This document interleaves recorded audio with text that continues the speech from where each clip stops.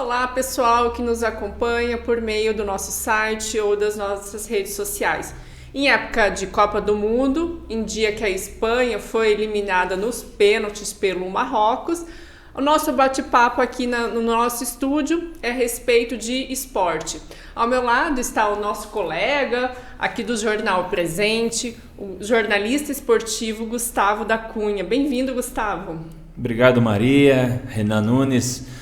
Muito uma satisfação estar aqui presente mais uma vez, né, colaborando com uma entrevista com mais um talento rondonense, né, que está despontando aí no setor de preparação física do Coritiba, e vamos aproveitar também saber dele aí as opiniões, né, as análises dele aí. Certamente nas férias agora está acompanhando bastante Copa do Mundo também, temos bastante assuntos aqui para tratar. Exatamente. A nossa visita de hoje é o preparador físico do Coritiba, grande Renan Nunes, meu ex-colega de colégio. Bem-vindo, Renan. Eu que agradeço o convite, né? É uma imensa satisfação voltar sempre para Rondon, cidade onde que fui criado, onde que tem meus amigos, onde que tem, né, a origem de tudo isso, e vir aqui no presente, nesse grande estúdio que eu venho acompanhando os debates políticos. E também parabéns, Maria, por todo esse trabalho.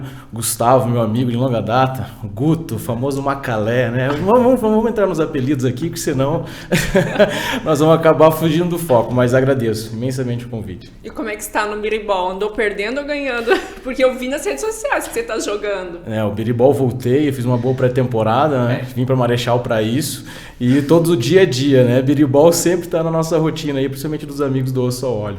Mas deixa eu lhe perguntar uma coisa, Renan, já que eu já comecei a introdução aqui falando da Copa do Mundo. Como é que você está com as suas expectativas sobre o Brasil? Você acha que vem o Hexa? Eu acho que tem tudo para vir o Hexa. O Brasil, além de todo o staff, eu tenho um amigo meu que é o fisiologista da seleção, Guilherme Passos, né, fazendo um grande trabalho. A gente começa a analisar o staff, né, o staff profissional. A gente que vem nessa linha um pouco mais técnica, de começa a observar quem são as pessoas que estão envolvidas e o próprio talento do Brasil. Então o Brasil tem todas as chances de vir o Hexa, mas o futebol ele é um esporte muito imprevisível, né? Então a gente fala muito. A gente viu hoje pela Espanha. E também, assim, até os comentaristas falam de zebra. Eu não vejo muita zebra. Eu vejo a questão da tradição. Eu acho, claro, a tradição de Copa do Mundo, os atletas, mas todos os jogadores hoje das grandes seleções estão jogando fora dos seus países, em grandes centros. Né? O staff totalmente profissional. A vinda da tecnologia equalizou muito. É muito como você propõe o jogo. Tem equipes que vão propor o jogo, que vão, como o Brasil, como a França, que tem uma qualidade para isso, e tem equipes que vão jogar, a gente fala na transição mais defensiva, né, e compactado, e sair em contra-ataque. Então você tem uma boa defesa e um outro jogador pode definir o jogo. Então eu não vejo assim muito como zebra, eu vejo como grandes...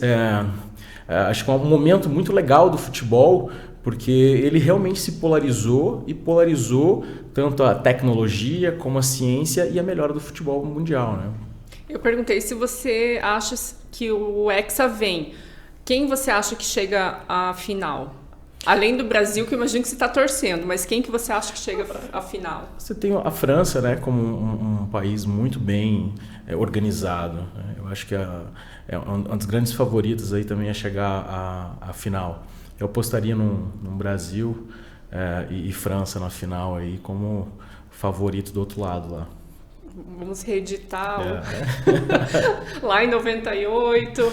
É porque a Alemanha já foi, né? Então a gente queria talvez de novo esse desafio, mas pode ser, acho que pode ser a Inglaterra também, a própria Holanda, que vem de um futebol também organizado, mas pensando aí numa final, Brasil e França. E você, Gustavo, que acompanha de perto também a Copa do Mundo, acompanha bastante.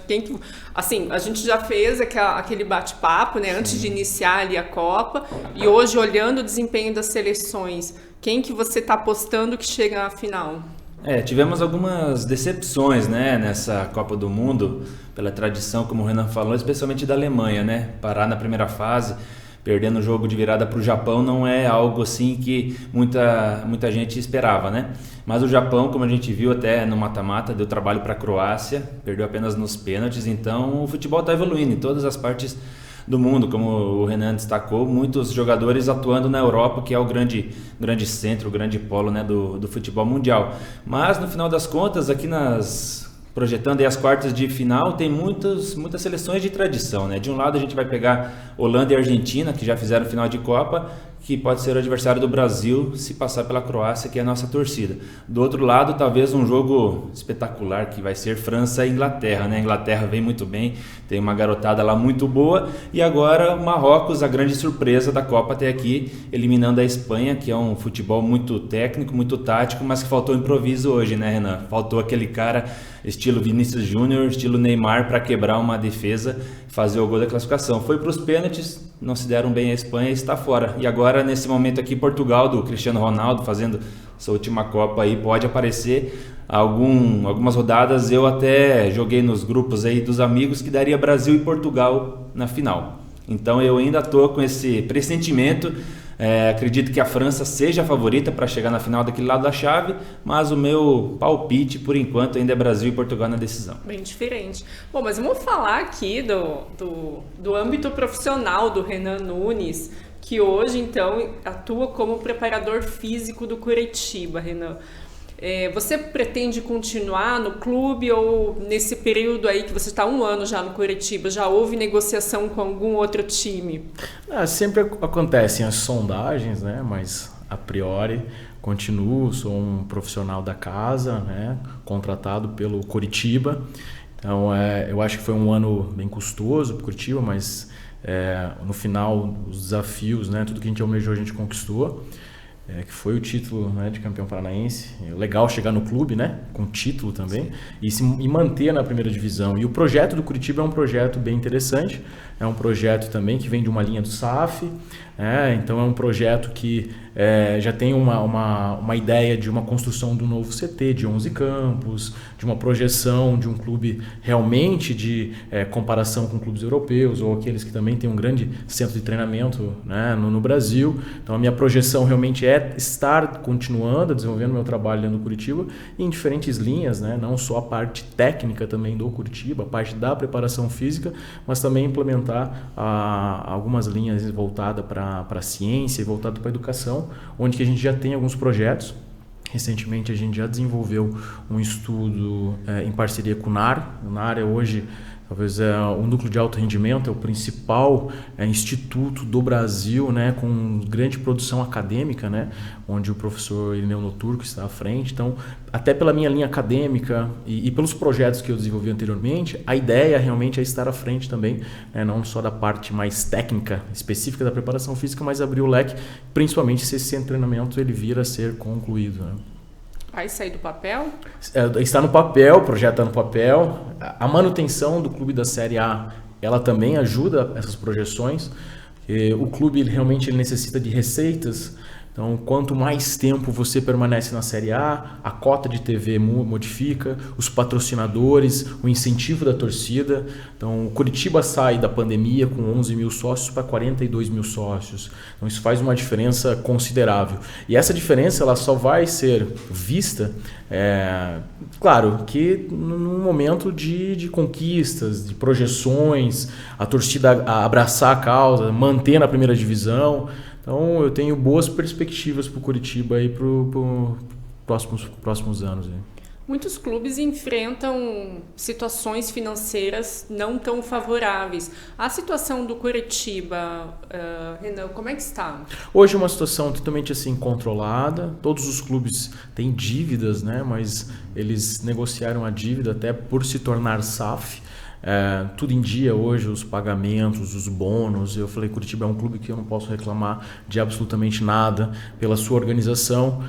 Hoje ela é comandada por um presidente, 4 vice-presidentes. Esses vice-presidentes são empresários renomados, né, que entraram no futebol realmente para ajustar a casa do Coritiba e colocar vamos dizer assim, o dia a dia em ordem, né? Então o futebol, é difícil fazer futebol no Brasil, né? Porém, esses últimos 2 anos, né? Ano passado não estive no Curitiba, mas desde então, desde essa nova gestão, tudo foi pago certinho, os jogadores, comissão técnica, e isso faz muita diferença na hora de até mesmo você contratar um profissional. Você vai para um clube, vai para um clube grande, mas está atrasado 2, 3 meses do salário, para rever, né?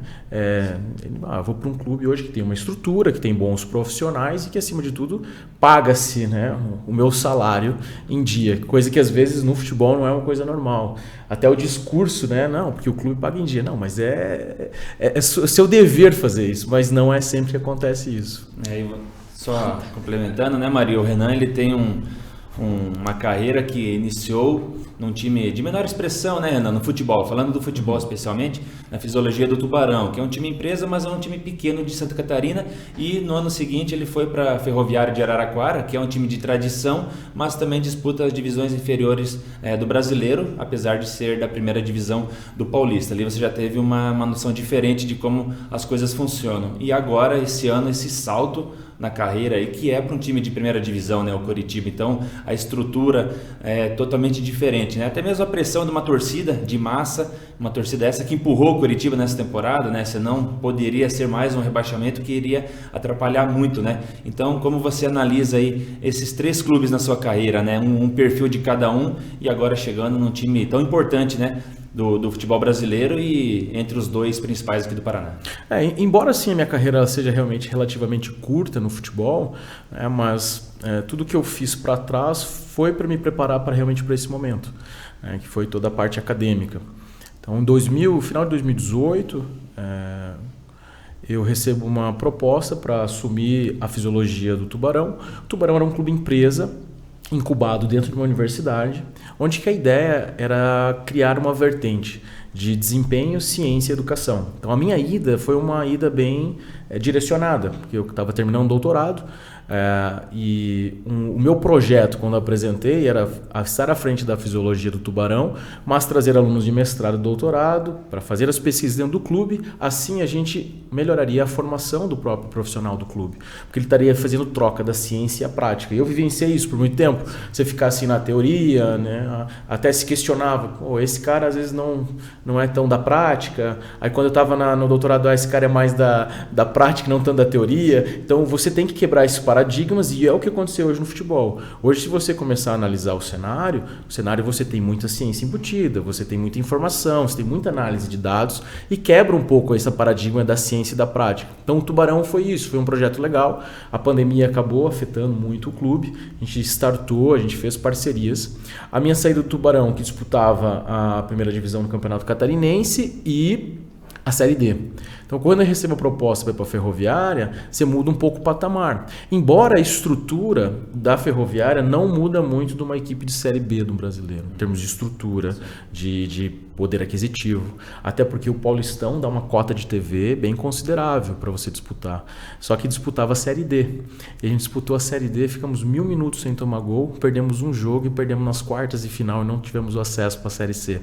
Foi uma experiência muito legal, oportunidade de trabalhar com o Elano, acabou me tornando um grande amigo. Até eu converso com ele, 2010 estava no mestrado, numa TV, sentado no sofá todo humilde, vendo você jogar a Copa do Mundo, né? E hoje ter a oportunidade de trabalhar junto.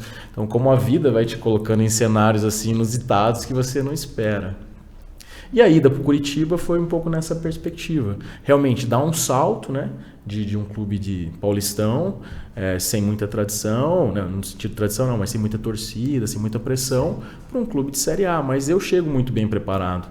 Tudo que eu fiz para trás. Até se questiona, né? Você saiu de uma equipe de Série D, do Paulistão, para uma Série A de um brasileiro. Mas acho que toda essa junção da prática com a parte acadêmica que me proporcionou essa ida, né, para o Curitiba. Como que surgiu essa oportunidade de você chegar até o Coxa? E é legal as histórias, porque a sua vida ela vai te conduzindo com conexões de pessoas que fazem você chegar naquele lugar. Eu trabalhei com dois fisioterapeutas no Tubarão. Um deles depois voltou para Curitiba e começou a trabalhar no Curitiba. na base, depois profissional, o Thiago. E o Diego foi o fisioterapeuta que trabalhou comigo no Tubarão e retorna para a Ferroviária. Os dois fazem conexões de enviar currículo para profissionais para me indicar. Só que mais no Curitiba, quando eu estava indo na Ferroviária, eu fui sondado para assumir a coordenação científica de um clube de Série B do Brasileiro. E quem tinha trabalhado já nessa função é o meu atual coordenador no Curitiba. Eu não conhecia ele. E aí eu converso com o Thiago. Thiago, tem como você conversar com o Rodrigo Pignataro para fortalecer meu nome, né, no clube? Não, então manda o currículo. Aí eu mandei o currículo para ele. Ele gostou do meu currículo e em dezembro ele entrou em contato comigo, no ano passado, se eu tinha interesse. Só que eu mudo de função. Na Ferroviária, né, nos últimos anos, eu venho trabalhando na área da fisiologia e acabo trabalhando, recebendo o convite para trabalhar como preparador físico no Curitiba e reestruturar, né, algumas linhas de treinamento vinculado à parte de condicionamento e força, né, esses treinamentos de força de academia, e dar o suporte também junto com os outros colegas na parte de campo. Então a vida, né, ela te coloca às vezes numa situação num clube pequeno e modesto, mas que uma pessoa pode modificar toda sua trajetória. E a minha chegada, né, ao Curitiba se dá mais por uma análise de currículo mesmo, né? E por uma conexão de um colega que já estava trabalhando lá. É muito legal, né? Uma base acadêmica que o Renan tem, né? Ele tem 2 doutorados, estudou na Austrália, né? Só falando um pouco mais da carreira, da trajetória dele, especializações, diversos artigos publicados em revistas, especialmente na área da saúde esportiva, né? Nesse sentido, né, Renan? Então, fisiologia, preparação física são ciências hoje que se entrelaçam e condicionam, né, os atletas de grandes equipes aí a ter um melhor desempenho, né? A gente vê nos últimos anos como tem sido importante essa questão da preparação física, né, Renan?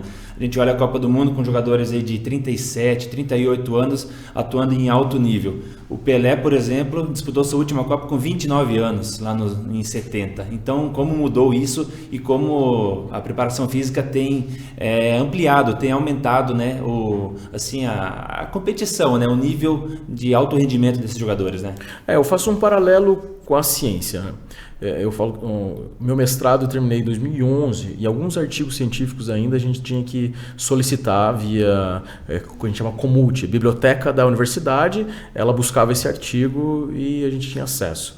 Hoje em dia não, você tem, por exemplo, um Facebook, que é o ResearchGate de produção acadêmica, então você tem na hora um artigo que você quer.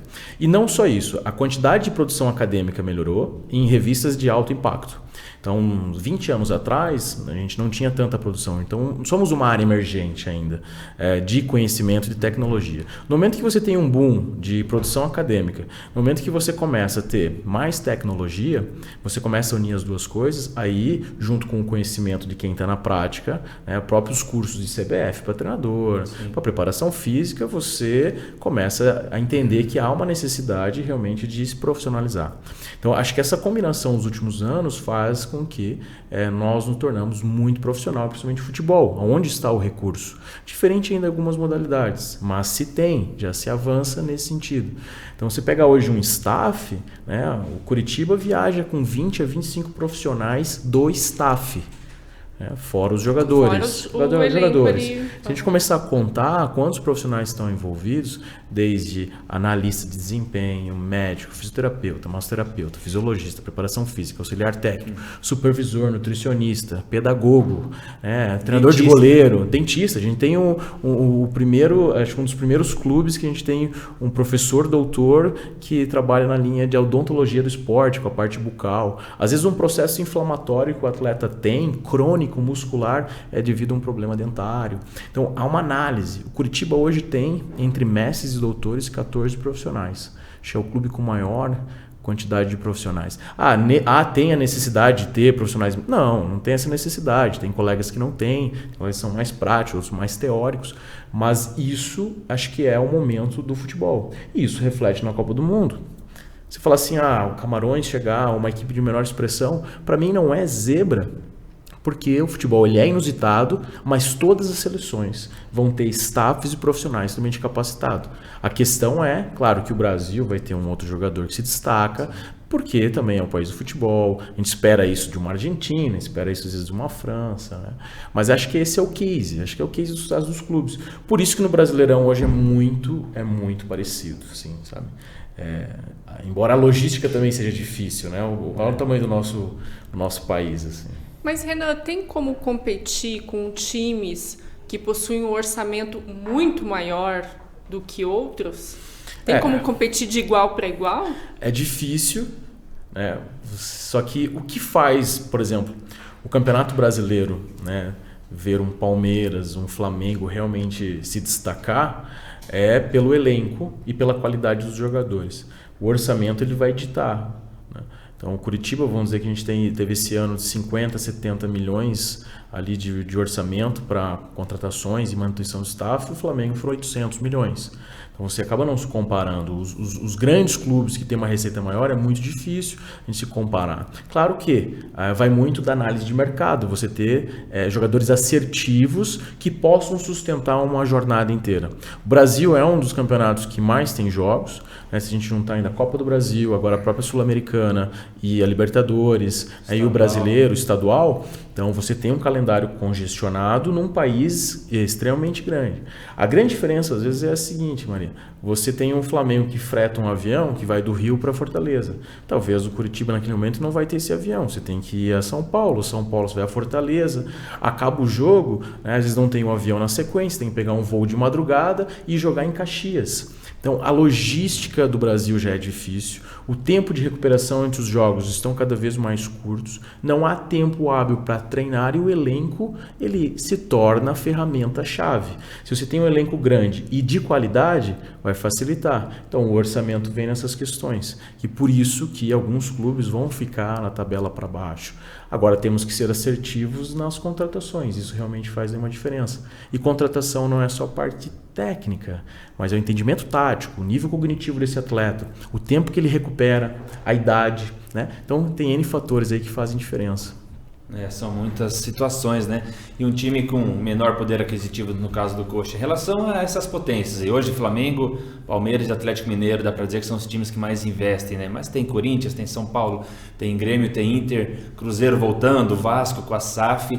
O Brasileiro do ano que vem talvez seja o mais esperado aí das últimas décadas, né? Porque todos os times grandes estarão presentes. E o Coritiba se fortalecendo, se fortificando, já tem alguma noção de contratações que o Guto Ferreira, o famoso Guto Gordiola, né, vai conseguir ter em mãos aí para o Brasileirão? Não, ou ainda é uma estrutura pensando no estadual e mais para frente esses times depois analisam o que precisa, né, no elenco para trazer?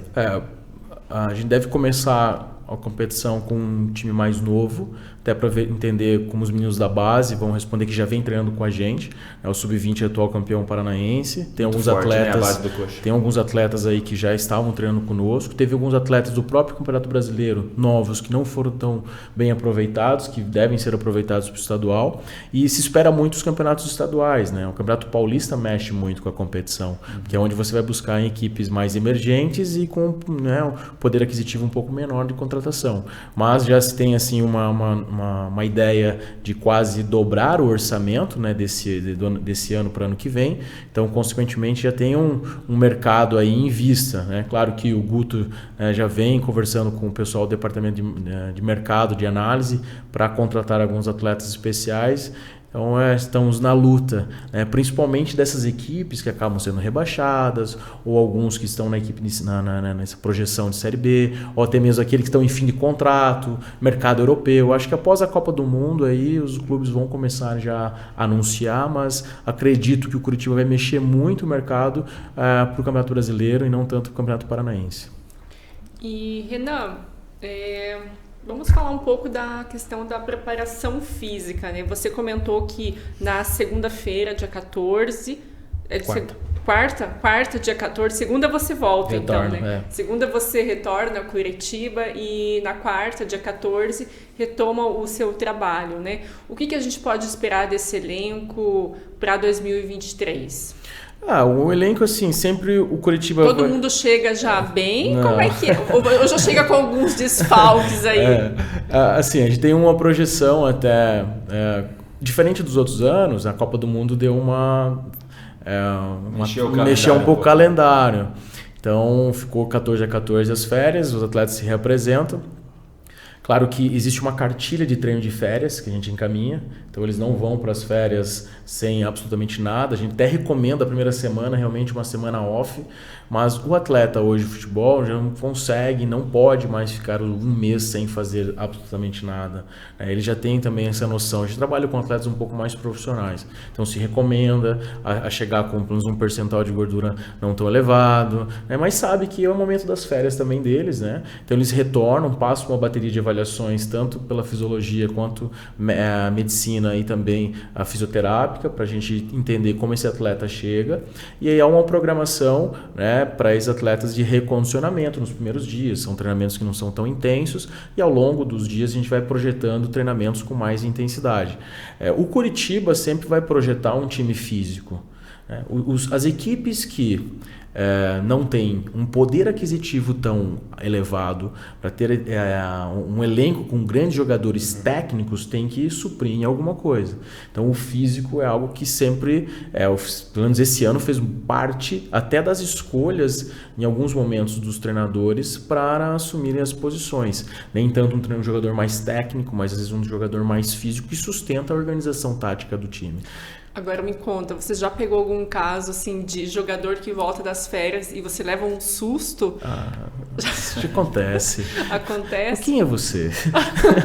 Tem uns que dão aquela quebrada em dezembro, né, janeiro. Isso que esse ano ainda eles vão estar trabalhando, né, Renan? Já vão ter voltado ali naquela semana de Natal e Ano Novo. Geralmente eles voltavam no início de janeiro, né, que era mais preocupante ainda. Porque daí você tem férias da família, você tem Natal, Ano Novo. Agora até vários atletas reclamaram, porque, eu não vou ter férias, porque meus filhos não vão ter férias, então ele acaba, né, focando e não deixando também de lado a parte física, porque senão ele sofre muito para retornar. Você ficar um mês parado, né, quando você retorna a fazer os treinamentos, e em alguns casos são no mesmo dia são 2 turnos, é sofrido assim o corpo se adaptar, mas a pré-temporada é para isso. E a gente realmente vai começar a nossa pré-temporada mesmo no dia 3 de janeiro. Então agora é um retorno, os atletas, a gente treina até o dia 23, uma pausa para o Natal, retorna 26 até o dia 30, e também até lá a gente não sabe, pelo menos até então, quais atletas estão, né, retornando e se esses novos contratados já retornam agora ou após o Natal ou simplesmente só após o retorno de janeiro, aí, a partir do dia 3. E aí a gente entra de novo no processo de pré-temporada. Então ainda esse calendário, né, esses atletas que chegam ainda a gente não sabe ainda como é que vai funcionar, mas a ideia geral é nessa concepção. Quem é o mais disciplinado do elenco ali? Você tem alguns atletas disciplinados, o William Farias, que é o capitão da equipe, ele é um cara assim que tem um nível de treinabilidade muito alto, e ele mesmo fala, né, porque ele precisa ter um físico, que é o físico que sustenta o jogo dele. Marcação, um cara aguerrido, um cara que é o carro-chefe assim do físico. Então é um cara assim muito disciplinado, e você acaba hoje com as redes sociais acompanhando os atletas, você sabe quem está treinando, fazendo uma atividade ou outra. Mas até pergunto em relação aos treinamentos também, né? Muitos falam, por exemplo, do Cristiano Ronaldo, que quando acaba o treinamento ele continua lá sozinho no campo, treinando sozinho. Tem algum ali que é tão disciplinado assim, tão dedicado? Tem. Hoje tem. Eles entendem que assim, o físico deles é o que vai projetar eles a jogarem mais tempo.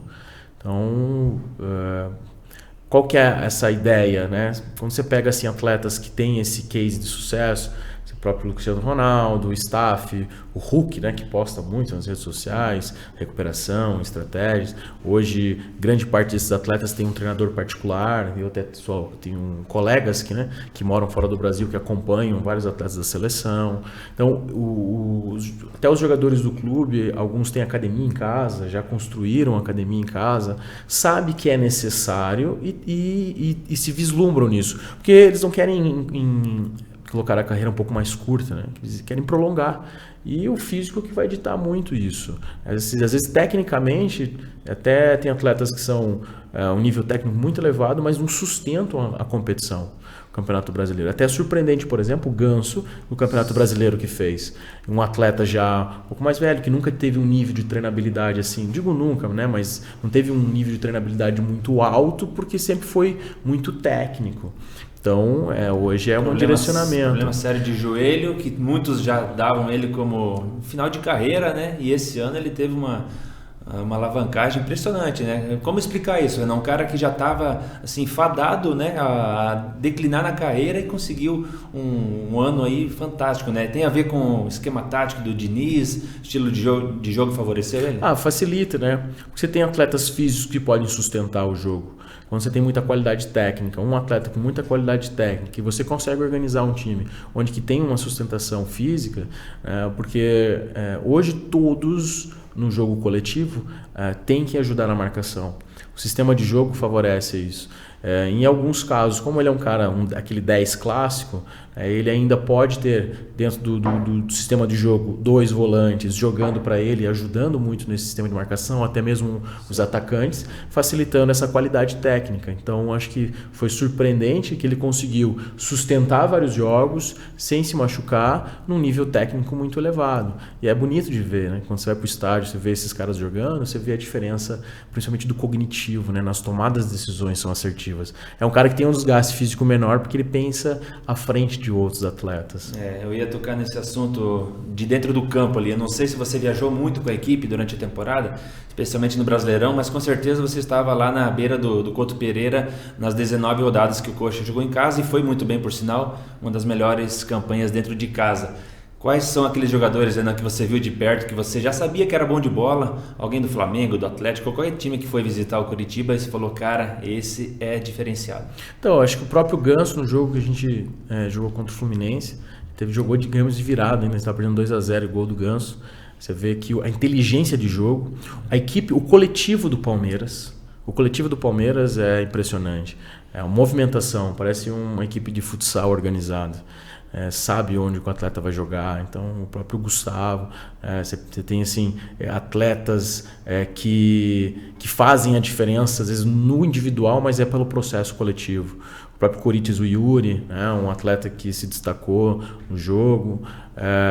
Então, o Flamengo, a gente acabou pegando o Flamengo com a equipe reserva, né? Eu não viajo, né? Eu fico no staff de casa. Então, no dia, por exemplo, que a gente tem jogo, existe um grupo que não vai para o jogo e que fica treinando, então a gente fica responsável por esse grupo. Mas nos jogos em casa, eu colocaria como prioridade aí o coletivo do Palmeiras, que foi impressionante o meio-campo deles, e também um outro caso como o próprio o Yuri, o Atlético Mineiro, um ou outro jogador também, você vê a qualidade técnica, né, do Hulk, qualidade técnica desses jogadores que você não está no dia a dia, que fazem a diferença, principalmente nesse campeonato aí brasileiro. Hein? E Renan Nunes, o que você projeta para o futuro, até onde você quer chegar? Eu acho que eu estou só começando. Novo ainda? Novo. A gente tem minhas projeções. Eu falo que o caminho ele foi muito árduo, mas foi muito gratificante. Fiz uma escolha fazendo aí um timeline, né, de trabalhos que me conduziram a trabalhos excepcionais. Então, desde a decisão de ir para a área acadêmica, o mestrado, doutorado. Voltei depois do mestrado da aula na graduação aqui. Trabalhei com o Thiago Wilde, trabalhei com a Agatha e a Duda num ciclo olímpico, numa Olimpíadas que para mim foi, uma experiência muito gratificante. Produção acadêmica, a gente produziu um artigo de 100 jogos de demanda de jogo da Agatha e da Duda, publicamos em uma revista científica de impacto. Os trabalhos com futsal, né, vindo de família, aí, o Roberto, como preparador físico lá em 2000 até 2010, grande parte das minhas pesquisas são com futsal por causa disso. Tenho relações hoje com vários profissionais, então ainda doutorado.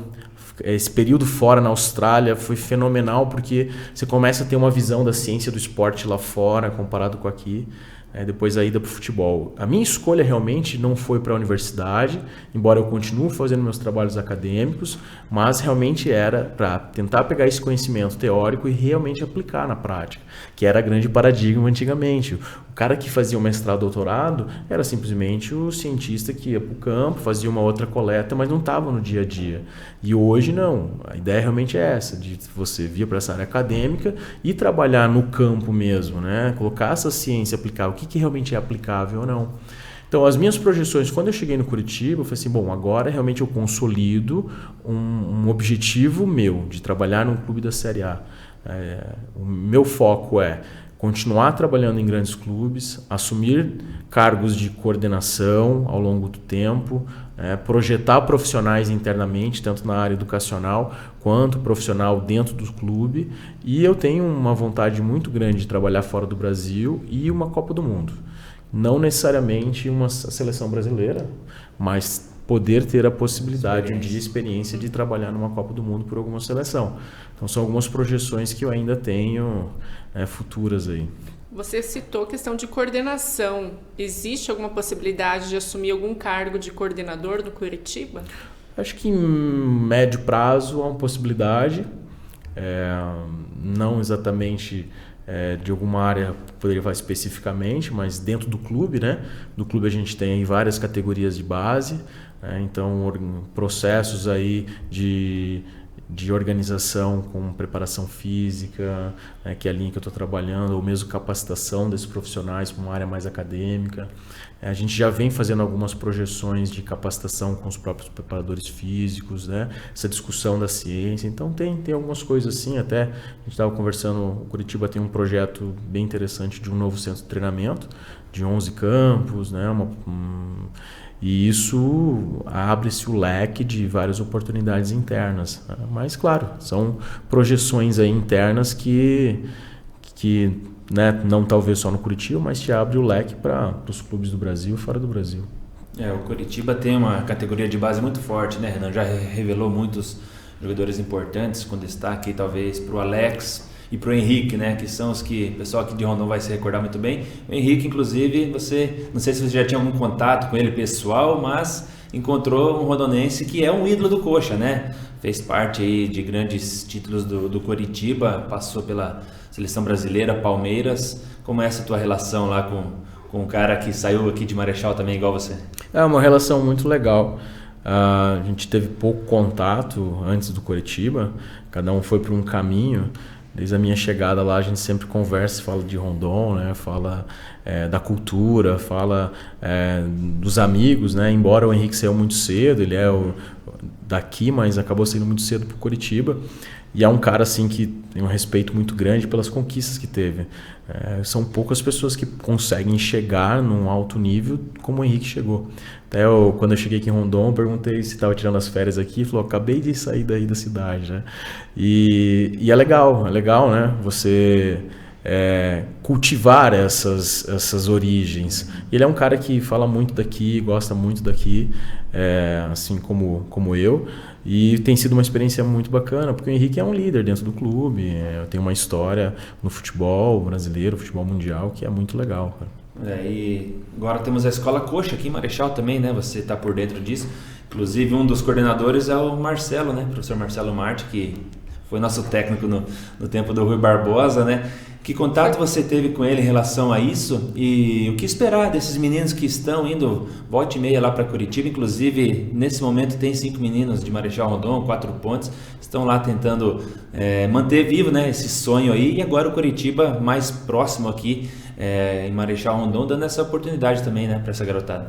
É muito legal que teve um dia que a gente estava no treinamento e aí apareceu o Marcelo, o Cris, né, o Jetson, que é o profissional do Curitiba. Sim. Que faz essa ponte, e a gente convive dentro do CT, todo mundo junto, base, profissional, e é legal e gratificante, né? Porque você olha para trás, o Marcelo é um grande incentivador do esporte, é o profissional que na época me levou para o Rui Barbosa né, para participar dos jogos, né, incentivando com bolsa de estudo, e eu sou muito grato pelas pessoas, pelos profissionais aqui de Rondon, pelos professores, né, não só o Marcelo, mas todos eles que passaram e fizeram parte aí dessa caminhada. Eu falo que parte daquilo que eu sou hoje é devido ao esporte, é o que eu fui vivenciado aqui na cidade. E foi legal que ele foi lá, a gente tirou foto, a gente conversou bastante, foi uma experiência foi no jogo, o Cris acho que também está um pouco envolvido, todo mundo envolvido aí nesse link entre Coxa e Marechal. Aí. E isso há 20 anos, né, Renan? Quando você ainda jogava bola, imagino que ainda nutria o sonho de ter sido jogador de futebol. E era bom de bola, por sinal, meio campo de marcação, ia pro ataque, fazia alguns golzinhos também. Inclusive, Maria, ele participou do título amador de Marechal Rondon, um dos principais da história de Marechal Rondon, né? Foi a Copa MOP 2014. O Zé Maria estava aqui, relembrou o título daquele dia lá. Foi muito bacana, com o Corinthians de Margarida, comandado pelo Bira, pelo Robson, né? Irmão do Renan, que é muito envolvido também com o futebol aqui de Marechal Rondon. Mas, Renan, se você tivesse sido jogador de futebol, hoje você estaria encerrando a carreira praticamente, né? Nessa altura já dos 37, 38, já estaria encerrando como jogador. Mas na academia, na preparação física, está começando, né? Então tem essa questão aí. Não virou jogador, mas segue ligado aí ao futebol e com certeza por muitos anos, né? O AMOP foi quando eu encerrei minha carreira no futebol. Tá velho, hein? 2014. 27 tá velho. Nossa, ainda como você está velho. Mas, claro, eu vivenciei em casa, né? O Roberto foi atleta profissional. Jogou, eu quando criança ia para Toledo assistir, na época 93, 94, se eu não me engano, o Toledo tinha uma grande equipe, fazia frente com o Atlético Paranaense, Paraná Clube. Meu pai, ele era delegado, né, do representante dos jogos, então o Robson tinha Academia Corpus. Sim. E a gente ficou envolvido, então em casa era futebol o tempo inteiro. E agora estaria encerrando, ou não, né, com o avanço da ciência. Mais uns 2 anos, pelo menos. Estaria junto com o Henrique ali, talvez mais uma lenha para queimar, mais uma Série B, estaria jogando. Você viu que ele já está te aposentando, Sim. né? Não, mas ele me enalteceu aqui. Não, foi bem, ia bem. Camisa 5 ou 8, dependendo. Jogou do meu lado já também. E ele jogava bem? Jogava, era um bom jogador. Dava, era mais técnico, mas meio preguiçoso. Cara, teria encerrado mais cedo por causa do físico, né? Não, eu encerrei com 15 anos, eu já encerrei. Se o Renan foi com 27, eu com 15, meu joelho já me atrapalhou bastante, mas ele dava umas assistências e eu fazia alguns golzinhos. Mas a Maria jogava vôlei nesse tempo aí também. Com o Marcelo, bem com o Marcelo. O Marcelo era técnico de vôlei também no Rio Barbosa. De vôlei, Rio Barbosa. E hoje lá em Mercedes ele continua lá. Além do trabalho que ele tem na Escola Coxa, ele está lá na Prefeitura de Mercedes e comanda o voleibol lá. Os jogos aí Bordeaux e Branco, os jogos da Ubra. A Maria tem sua história também no esporte aí. Não, eu não tenho. Eu não era disciplinada, não. Como as minhas amigas, eu não era disciplinada. Gente, eu gostaria de agradecer muito a visita, esse bate-papo. Renan, muito obrigada mesmo. Deu para matar um pouquinho da saudade, porque fazia muito tempo. Eu não sei quando foi a última vez que eu te vi, viu? Fazia tempo. Fazia muito tempo. Muitos anos, eu acho, né? E é legal, porque é nostálgico isso. Sim. E além de nostálgico, o crescimento, acho que profissional de todos, né? Então a gente está numa mesa aqui que todos nós 3 éramos colegas de colégio, amigo de colégio, né, de futebol, e as projeções, como a vida vai colocando nós nas projeções profissionais. E toda vez que eu venho, por exemplo, a Marechal, uma coisa nova, uma coisa diferente, né? Você rever os amigos e ver as projeções de todo mundo dentro da sua linha profissional e dentro das suas escolhas. Então, para mim é gratificante e muito legal mesmo de poder estar aqui vivenciando isso. Eu agradeço muito o convite aí. Gustavo, obrigada também Você já é parceiro do jornal. Isso aqui já é de casa, né? Então, é o nosso jornalista esportivo aqui. Obrigada, Gustavo. Muito legal, Maria, essa conversa, bate-papo, né? E trazendo o Renan aqui, como eu já ressaltei lá no começo, mais um talento rondonense se destacando aí, Brasil afora. Tenho certeza que essa carreira na preparação física está apenas começando, ele vai muito longe. Quem sabe daqui 4 ou 8 anos esse sonho de Copa do Mundo, né? Que seja com uma seleção aqui da América do Sul, por que não, né, Renan? Será lá nos Estados Unidos, já manja tudo de inglês, né? Passou uma temporada na Austrália, então tá se dando muito bem. Parabéns pelo trabalho, Renan. A gente vai se ver ainda esse final de ano, quem sabe matar a saudade também num jogo de bola, né? E Maria, mais uma vez agradeço o convite, estamos sempre disponíveis para vir aqui ajudar na conversa com esse pessoal, sempre muito qualificado que vem aqui, né? Muito bem, pessoal. Obrigada a você, internauta, que nos acompanhou até aqui. Até mais, então.